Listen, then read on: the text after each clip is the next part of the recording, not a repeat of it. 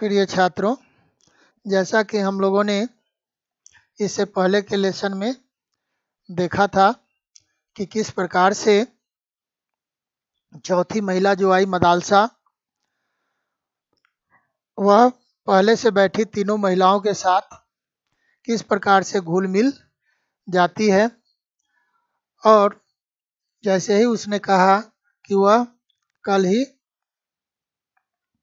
Pretoria से आई है और अपने पति का डेड बॉडी लेने आई है, जैसे ही बाकी की तीन महिलाओं ने उसके इस वाक्य को सुने कि वह अपने पति का डेड बॉडी लेने जा रही है, तो सबके सब उस महिला के प्रति अर्थात मदालसा के प्रति सहानुभूति दिखाने लगी। और आगे किस प्रकार से कहानी बढ़ती है देखेंगे। मदालसा की वेशभूषा में सद्य वैधव का कोई चिन्ह नहीं था। कहने का मतलब कि मदालसा को देख करके कोई यह नहीं कह सकता था कि वह सद्य वैधव मतलब रिसेंटली विडो हुई है ना।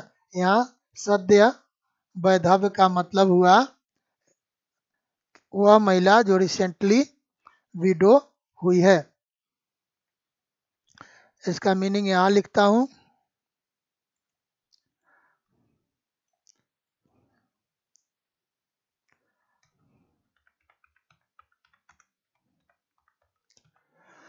तो देख करके यह नहीं कहा जा सकता था कि वह तुरंत ही विधवा हुई है। उसके चेहरे पर ऐसी कोई निशानी नहीं थी। देख करके बिल्कुल नहीं लग रहा था कि वह विधवा हुई है। वे लंबी होने पर भी पठानी सी गठे कसे शरीर की लावण्यमयी गत यौना थी। वो लंबी थी, लेकिन लंबी होने पर भी उसका जो शरीर था वह बिल्कुल पठानिन की तरह, अर्थात पठान जाति की महिला को पठानिन बोलते हैं, तो पठान की तरह उसका शरीर बिल्कुल गठा हुआ था, वेल कंस्ट्रक्टेड था, स्ट्रॉन्ग बॉडी था और शरीर की लावण्यमयी गत यौना थी। कहने का मतलब कि धीरे धीरे उसकी जवानी ढल रही थी। उनके बाल किसी दामी सैलून में कटे संवरे लग रहे थे।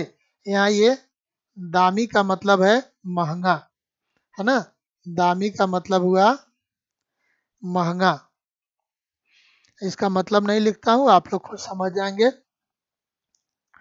और यहाँ ये हो सकता है कि आप लोगों को इसका मीनिंग समझ में न आए बाद में, तो इसको मैं यहाँ लिख देता हूँ, लावण्यमयी गत यौना। तो यहाँ लावण्यमयी का पहले मतलब मैं यहाँ लिखता हूँ,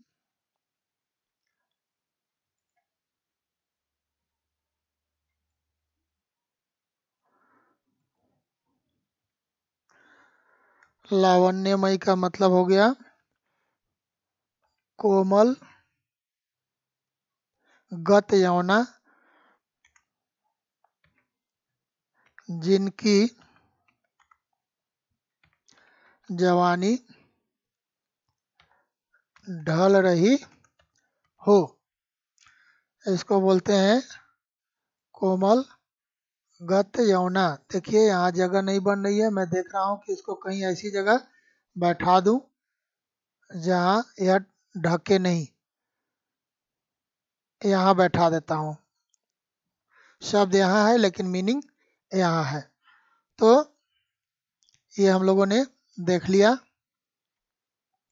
अब आगे बढ़ते हैं। अपनी धानी रेशमी साड़ी को वे हाफ पैंट की भांति ऊपर चढ़ा दोनों पैरों की पालथी मार आराम से जम गई। अब वे ये धानी रंग बोलते हैं धान के पत्ता के रंग को, जो ग्रीन प्लस येलोइश कलर का होता है। उस साड़ी को उन्होंने क्या किया, हाफ पैंट की तरह समेट लिया। जो साड़ी पहनी थी उसको हाफ पैंट की तरह समेट लिया और दो बर्थ पर सीट पर दोनों पैरों की पालथी मारकर आराम से जम गई। असल में पिछले वर्ष एक पर्वतारोही दल के साथ मेरे पति भारत आए थे। अब उसने कहना शुरू किया। खास में क्या हुआ कि लास्ट ईयर ये पर्वतारोही मतलब माउंटेनियर के दल में उनके पति भारत आए थे, माउंटेनियर के ग्रुप में। वहीं एक एवलांस के नीचे दबकर उनकी मृत्यु हो गई। अब इसने कहा कि वहीं एक एवलांस में बर्फ के तूफान में दब गए और उनकी मृत्यु हो गई। तब लेखिका ने पूछा, अफसोस जताते हुए कि इस तरह से करके, है ना, ये आवाज आप लोगों को सुनाई दी होगी या नहीं दी होगी। ये देखिए, इसको पढ़ते समय आप पढ़ नहीं पाएंगे क्योंकि ये पहले हाफ लेटर फुल लेटर, फिर हाफ लेटर फुल लेटर, फिर हाफ लेटर फुल लेटर है। तो ये एक साउंड है जो अफसोस में हम लोग के मुंह से निकलता है, वह है ये है। तो क्या मृतदेह अब मिली, मैंने पूछा। लेखिका ने पूछा, तो क्या डेड बॉडी अब मिली है? कहने का मतलब कि पिछले साल की यह बात कर रही है। पिछले साल मेरे पति आए थे और उसी में एम्बुलेंस में वे दबकर मर गए और आज ये साल भर बाद डेड बॉडी लेने जा रही है। इसका मतलब ये है कि डेड बॉडी अब मिली होगी। लेखिका ने पूछा। तब उसने क्या कहा, हाँ, भारत सरकार ने मुझे सूचित किया, इंडियन गवर्नमेंट ने मुझे इन्फॉर्म किया है, तो भागती चली आई। तो मैं जल्दी जल्दी चली आई। बर्फ में दबी देह सुना ज्यों की त्यों मिली है। अब उसने कहा कि बर्फ में जो शरीर दबा हुआ था वह जैसे दबा हुआ था उसी तरह से मिला है। मेरे बुने स्वेटर का जिसे उन्होंने पहना था एक फंदा भी नहीं टूटा। अब देखिए, उस महिला ने और क्या बढ़ा चढ़ा कर कहा कि मैंने जो स्वेटर बुन करके अपने पति को दिया था वही स्वेटर वो पहने हुए थे और एम्बुलेंस में दब गए। अब निकले हैं तो उस स्वेटर का एक फंदा भी नहीं टूटा है। मृत पति की स्मृति में उन्हें भाव विभोर कर दिया और मरे हुए पति की याद में वे इमोशनल हो गई। भाव विभोर हो गई मतलब इमोशनल। यहाँ भाव विभोर का मतलब हो गया कि वह इमोशनल हो गई। यहाँ मीनिंग हम लोग लिख लेते हैं। तो इमोशनल हो गई। और फिर क्या किया, बटुए से अर्थात जो साइड बैक चौकोर स्क्वायर शेप का जो उनका चौकोर ऊपर हम लोग पढ़े थे जो बटुआ था उसमें उन्होंने एक मर्दाना रूमाल रखा था, है ना। जो रूमाल मर्द लोग रखते हैं वैसा रूमाल मदालसा ने रखा था, उसको निकाला। वे कभी आंखें पोंछने लगी तो कभी अपनी सुर्पनखा सी लंबी नाक। उनकी नाक लंबी थी इसलिए यहाँ उनकी तुलना रावण की बहन सुर्पनखा से लेखिका ने कर दी है। तो कभी आंख पोंछने लगती तो कभी अपनी लंबी नाक। बेचारी करती भी क्या, कोई भी जनाना रूमाल उस नाक का अस्तित्व नहीं संभाल सकता था। लेखिका ने यहाँ थोड़ा सरकास्टिक वे में कहा है, वह महिला मदालसा करती भी क्या, उनकी नाक इतनी लंबी थी और उनके शरीर का डिल डॉल ऐसा था कि कोई जनाना मतलब लेडीज रूमाल उनके नाक का अस्तित्व नहीं संभाल सकता था। कहने का मतलब कि उनकी नाक पोंछने में जनाना रूमाल सक्षम नहीं हो पाता। यहाँ थोड़ा सरकास्टिक व्यंग्यात्मक होकर के लेखिका ने लिखा है। आगे देखेंगे हम लोग।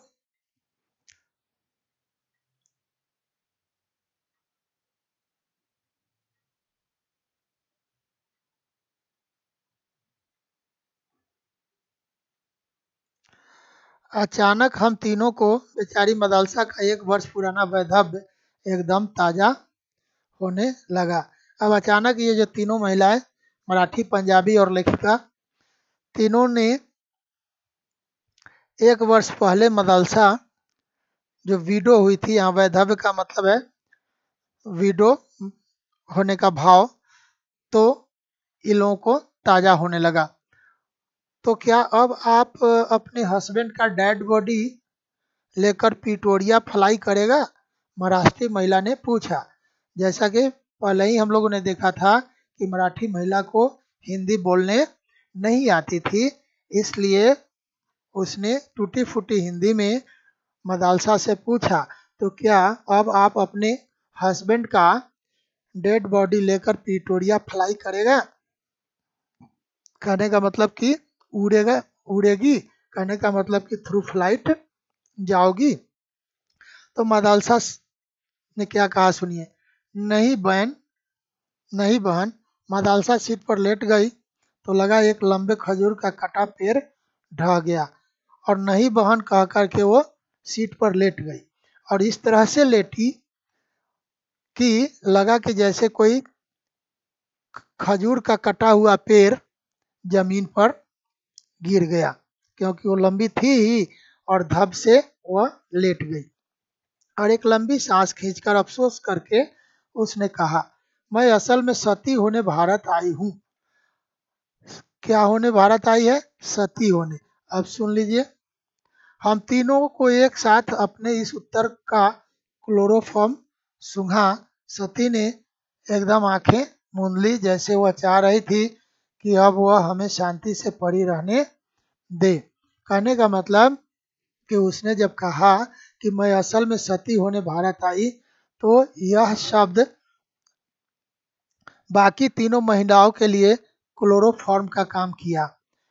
ये लोग तो बिल्कुल सन्न रह गई यह सुन करके कि वह सती होने आई है, और इतना कह करके उसने अपनी आंखें बंद कर ली,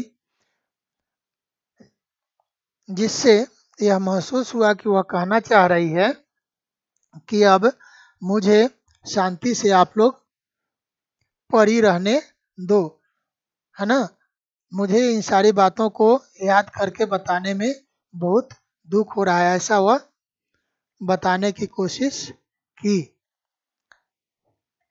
लेकिन आगे हम लोग देखते हैं, गया कहाँ,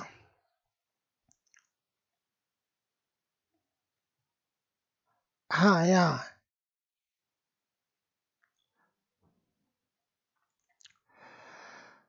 ऐसा भी भला किसी ने सुना था इस युग में? इस युग में भी कोई महिला सती होती है, ऐसा कोई सुना था? नहीं ना। ये तो पुराने जमाने में हुआ करता था। सुस्पष्ट मतलब क्लियरली उच्चारण में अंग्रेजी में बोलने वाली 6 फीट 10.5 इंच की यह काया, काया मतलब बॉडी, कल बर्फ में दबी पति की 1 साल बासी लाश को छाती से लगा जल भूनकर राख हो जाएगी।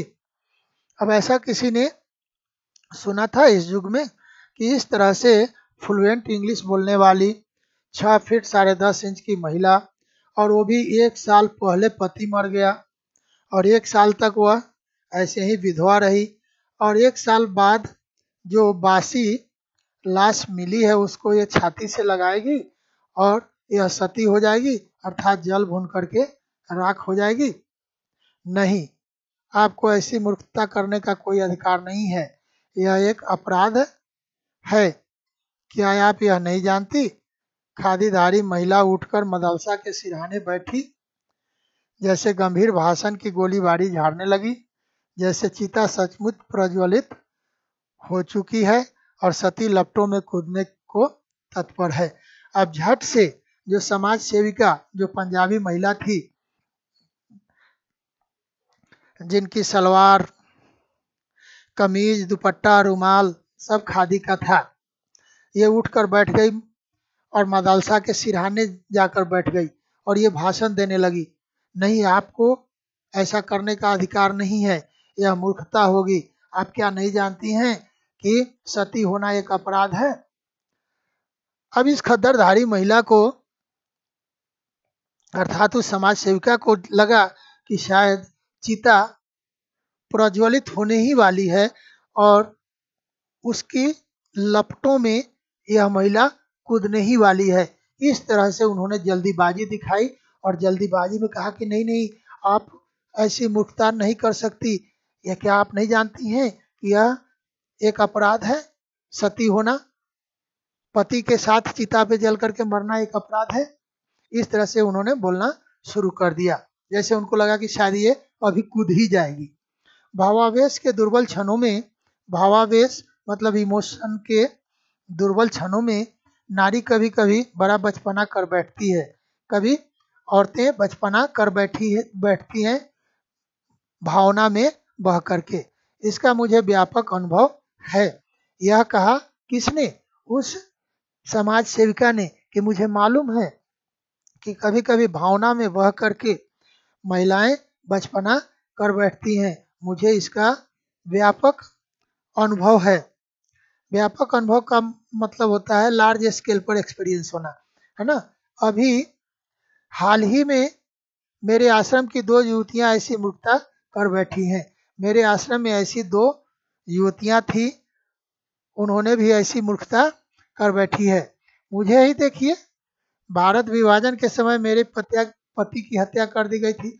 अब इस पंजाबी महिला ने बताना शुरू कर दिया, अपना उदाहरण देना शुरू कर दिया। मुझे देखिए, ये जिस समय हिंदुस्तान का विभाजन हो रहा था, विभाजन मतलब भारत और पाकिस्तान बट रहा था, उस समय मेरे पति की हत्या कर दी गई थी। पर मैं क्या सती हो गई? नहीं, मैं सती नहीं हुई, मैं जिंदा हूँ। मैं अपने पति के साथ सती नहीं हुई। सिली सेंटीमेंट, ये जो है मूर्खतापूर्ण सेंटीमेंट है। यदि मैं भी उस दिन आपकी भांति सती हो जाती तो आज यह देह दीन दुखियों के काम आ सकती थी क्या? कहने का मतलब कि मैं उस दिन सती हो गई होती तो आज जो ये जो विस्थापित महिलाएं हैं, जो अनाथ महिलाएं हैं, जिनकी देख रेख करने वाली कोई नहीं है, मैं आज उन लोगों के काम आ रही हूँ। तो मैं यदि सती हो गई होती तो आज तो मैं इन लोगों के काम नहीं आती। तो यह जीवन किसी न किसी के काम आने के लिए है, न कि मूर्खता पूर्वक अपनी हत्या कर लेने में या सती हो जाने में, जो भी कह लीजिए। पहले मॉडल जेल की अध्यक्षा रही और अब गिरी बहनों के आश्रम की देखरेख करती हूँ। उसने कहा कि पहले मैं मॉडल जेल की अध्यक्ष थी, है ना। अध्यक्ष मतलब सेक्रेटरी, अध्यक्ष यहाँ अध्यक्षा, क्योंकि महिला है इसलिए अध्यक्षा रही। और अब गिरी बहनों, यहाँ गिरी बहनों का मतलब ये नहीं है कि पहाड़ पर से नीचे गिर गई या पेड़ से नीचे गिर गई या चलते चलते गिर गई। यहाँ गिरी बहनों का मतलब यह है कि जिसको समाज ने उपेक्षित कर दिया है, जिसको समाज ने नकार दिया है, वैसी बहनों के आश्रम की देखरेख करती हूँ। उस महिला ने फिर करवट बदली। मदलसा ने कहा ना बहन ना, और मदलसा ने करवट बदली, बोली कि नहीं बहन नहीं, मैं तो सती होने ही भारत आई हूँ। मैं सती होने के लिए ही भारत आई हूँ। और उसने कहा हाय मेरा नील रतन, नीलू डार्लिंग। अपने पति का नाम लेकर उसने कहा कि मेरा नील रतन, नीलू डार्लिंग। वह ऐसा कहकर वह फिर मर्दाने रुमाल से मुंह छिपाकर सिसकने लगी। ऐसा कहकर वह फिर रोने लगी, रुमाल से मुंह ढककर। आगे देखते हैं।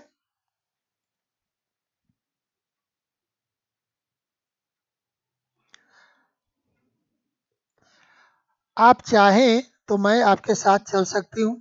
आपके पति के अंतिम संस्कार में सहायता कर आपको अपने आश्रम में ले चलूंगी। अब ये समाज सेविका ने कहा कि यदि आप चाहेंगी तो मैं आपके साथ चलूंगी। आपके पति के अंतिम संस्कार में मैं आपकी सहायता करूंगी और उसके बाद मैं आपको आश्रम ले चलूंगी। आप मेरे आश्रम में ही रहिएगा। समाज सेविका ने अपने उदार प्रस्ताव का चुगा डालकर मदलसा को रिझाने की चेष्टा की। कहने का मतलब कि समाज सेविका जो थी उसने एक उदार, उदार मतलब होता है काइंड, प्रस्ताव मतलब प्रोपोजल, है ना। यहाँ हम लोग इसका मीनिंग लिख लेते हैं।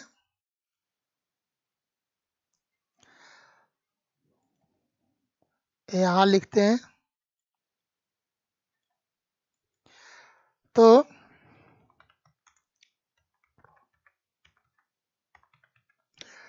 उसने ये उदार प्रस्ताव का चुग्गा डालकर मदालसा को रिझाने अर्थात उसको मनाने की कोशिश की। ये चुग्गा डालना मतलब दाना डालना है ना। चुग्गा डालना मतलब चुग्गा डालकर मतलब दाना डाल करके उसको रिझाने की कोशिश की। लेकिन क्या हुआ आगे देखते हैं। मदालसा बड़ी उदासी से हंसी और कहा, अब उसने धन्यवाद तो इसके लिए दिया लेकिन साथ में इनकार भी जाना है। धन्यवाद भाई, पर ब्रह्मा भी अब मुझे अपने निश्चय से डिगा नहीं सकते। उसने कहा कि आपने जो प्रस्ताव रखा कि आप चल करके मेरे पति के अंतिम संस्कार में सहायता करेंगी, उसके बाद अपने आश्रम ले चलेंगी, ये सब के लिए धन्यवाद। लेकिन मैंने जो निर्णय कर लिया है उस निर्णय से अब मुझे ब्रह्मा भी जिसने सृष्टि की रचना की है वे भी डिगा नहीं सकते अर्थात हटा नहीं सकते। यह रोग हमारे खानदान से चला आ रहा है। उसने कहा कि यह परंपरा हमारे खानदान की परंपरा है, यह खानदानी है। मेरी परनानी, परनानी मतलब नानी की माँ, तो राजा राम मोहन राय और सर विलियम वेंटिंक को भी घिसा देकर सती हो गई थी। कहा कि जिस समय ये सती प्रथा का विरोध राजा राम मोहन राय कर रहे थे और सर विलियम वेंटिक कर रहे थे, उस समय मेरी परनानी इन लोगों की बातों को अनदेखी करके और वह सती हो गई थी। और नानी जी के लिए तो लोग कहते हैं कि नाना जी की मृत देह गोद में लेकर चिता में बैठते ही चिता स्वयं धू धू कर जल उठी थी। अब ये देखिए, ये है परनानी। परनानी राजा राम मोहन राय के समय में ही और सर विलियम के समय में ही सती हुई थी। उसके बाद नानी मतलब उनकी बहू। नाना जी जब मरे थे तो उनके डेड बॉडी को गोद में लेकर के और वह चिता में बैठी थी। और लोग कहते हैं कि जैसे ही वह नाना जी के मृत देह को लेकर के चिता में बैठी तो बिना आग लगाए हुए ही चिता धू धू करके जल उठी थी। उसके बाद फिर मेरी माँ, अब इसके पिताजी मरे तब इसकी माँ भी सती हुई थी। कहने का मतलब कि इसके खानदान में, इसने ऊपर ही कहा कि ये मेरे खानदान में ये रोग है। कहने का मतलब कि इसके खानदान में सब मर्द लोग ही पहले मरते थे और अब इसका टर्न आया है। अब उसने कहा कि खैर जाने दीजिए, खैर हटाइए भी। पता नहीं किस धुन में आकर आप लोगों से कह गई, पता नहीं। मैं ऐसे ही बातचीत के सिलसिले में बात पर बात निकलती गई और मैंने आप लोगों को ये सब कहती चली गई। और उसने कहा कि I should not have told you. उसने अंग्रेजी में कहा कि I should not have told you, अर्थात मुझे ये सब आप लोगों से नहीं कहना चाहिए था। चलिए हाथ मुंह धोकर खाना खा लिया जाए, क्यों क्या ख्याल है। अब वो खुद ही कहती है कि चलिए अब हाथ मुंह धो करके हम लोग खाना खा लें। उन्होंने अपनी कदली स्तंभ सी जंघाओं पर दोनों हाथों से त्रिताल का टुकड़ा सा बजाया। कहने का मतलब कि लेखिका ने यहाँ कहा है कि वो जो महिला थी उसकी जो जांघ है, जो उसकी जो थाई है, वह केला के पेड़ की तरह मोटी मोटी है। उस पर उसने क्या किया, दोनों हाथों से त्रिताल का टुकड़ा सा बजाया, अर्थात 2-3 बार, है ना। उसने एक बार ऐसे ताली बजाई, इसको म्यूजिक में बोलते हैं त्रिताल का टुकड़ा। तो उसने त्रिताल का टुकड़ा सा बजाया। तो फिलहाल हम लोगों ने देखा कि किस तरह से इन लोगों के बीच गपशप चलता जा रहा है। और एक मदालसा जो है उसने अपना सब कुछ इन लोगों के साथ शेयर किया और उसके बाद उसने कहा कि अब खाना खाने का समय हो गया है, अब हम लोगों को हाथ मुंह धो करके खाना खा लेना चाहिए। तो इस लेसन में इतना ही रखते हैं। अगले लेसन में क्या करेंगे, हम लोग चारों को खाना खिला देंगे और खाना खिला हाथ मुंह धुला करके खाना खिला करके सुला देंगे और बीच में फिर मदरसा इन लोगों के सामान को लेकर के और किस प्रकार से उतर जाएगी। और उसके बाद जब इन लोगों की नींद खुलेगी तो जिन लोगों ने मदरसा को सती होने से बचाने की कोशिश कर रही थी वही लोग अब उस मदरसा के मिल जाने पर जिंदा जलाने के लिए तैयार हैं। वही हम लोग देखेंगे। इसमें इतना ही रखते हैं।